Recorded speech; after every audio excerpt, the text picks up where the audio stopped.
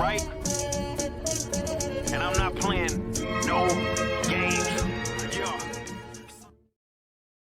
Saturday morning cartoons with this guy. That's right. Saturday morning cartoons with Pops. Batman animated series. I hope you're enjoying this sort of like Popspective, this walkthrough, revisiting these things. I'm loving it. I love all your comments and feedback. Many of you have been rewatching some of it with me. You're probably way ahead of me. I did 2 episodes this week, put them together, the introduction of Poison Ivy and the introduction of Scarecrow in the animated series universe. And it's episode 9 and episode 9, Pretty Poison, where you have sort of like this whole backstory of building this prison and a chopper coming along 5 years later because this prison break and setting up basically, Pamela, Isley, and Harvey Dent. And it's interesting because they have these great gags that are meant to be fun for us that are not like ha ha funny. It's like, I see what you did there. And it's so beautifully done. We just can't get this type of passion out of our current writers where,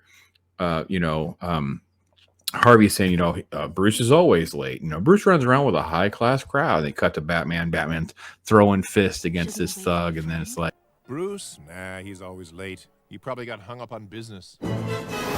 it's this back and forth with like a gag that really, really works. Yeah, Bruce runs around with a high class crowd. And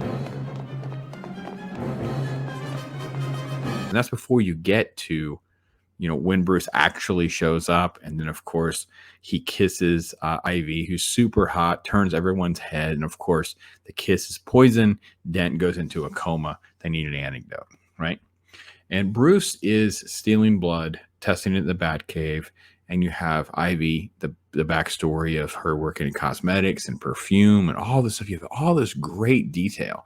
And when Batman finally confronts her, there's this big plant that grabs him, right? And she's like completely psycho about Dent is a murderer, right? But she has an antidote, right? And now when he cuts free, it creates a fire and there's like this trap door and basically this rare plant that's needed for the antidote that, that's tied to all this. Batman's actually holding it. So if he falls, plant dies and she can't bring herself to do that. This is possibly one of the best episodes to this point. Very similar to Heart of Ice, the Mr. Freeze episode, because it really elevates Poison Ivy on a different tier for the rogue villains. Like she does really good. She's had a great run and a redo of history that dates back to the 60s, even with Crisis, but she's definitely top tier now. There's no reason to believe they couldn't have her on larger scale. She was in Gotham and different things like that. And that leads right into episode 10, which is Scarecrow. Now, this episode's not as good as the Poison Ivy episode. Is why I kind of put them together. Scarecrow is in the mask, and you have basically another type of break-in, things like that. But what you do is the goons that are with Scarecrow are asking questions. Like he sprays a guard, and they don't understand what the guard's seeing. The guard's seeing spiders. And he's explaining his fear toxin to them. Therefore, us, the audience, are getting it. It's very, very clever, and it's done really well. And again, similar to the last episode, there's a lot of information that happens. Great action. The animation, of course, is superb.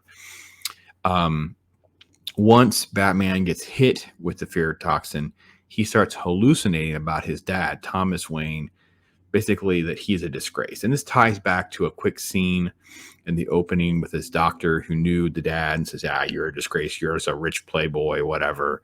But Batman's having a hard time overcoming this. But what's great is this sets up Alfred having this incredible line about how Alfred is proud of him. Like, your parents are proud of you, and I know them.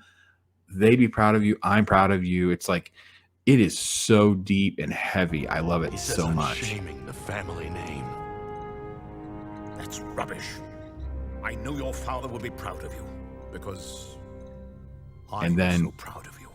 You have this great thing with the Zeppelin and them on this thing with the fear toxin, and the people that Scarecrow had attacked, they see Batman. It's like a giant bat, and the civilians attack.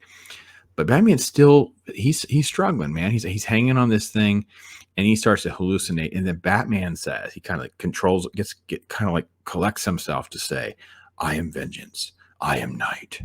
I am Batman. And I'm like, whoa, this is so good. Oh, it's so good, so good. Batman, of course, saves everyone. The Zeppelin crashes. And Batman, the tech here is also very subtle, but really good. Like he does a little doo-doo-doo, and Batmobile shows up, right? And he's getting the analysis from the Bat computer. He knows it's Crane, that's Scarecrow. He knows where to go.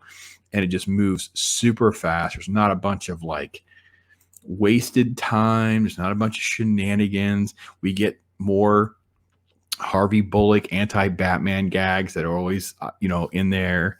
You have another great line of Alfred. There's a line about being, it was in the Batcave. Alfred's hanging up the cow, and he's something about like someone dressed up in a frightening costume scaring people. What will they think of next? And it was so, and Alfred, the writing is so good. What? Someone dressed up in a frightening costume running around scaring people. What will they think of next? I mean, I tell you what, man, I'm having such a blast revisiting this and seeing world building done right. And as a Batman fan, I can just see how much value this show added to the Batman mythos, right? Elevating Scarecrow and Poison Ivy to a much broad. I mean, basically the masses and the normies probably know who these characters are. And I know now we've had Scarecrow in a couple movies. We've had a Poison Ivy. We've had the TV shows and all that.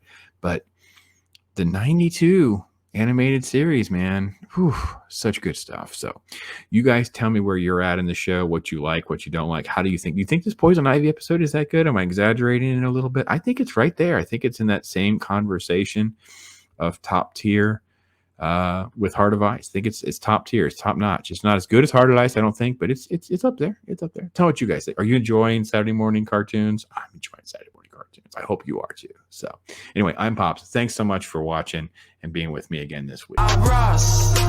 All I do is chill. My life is a thrill, for real,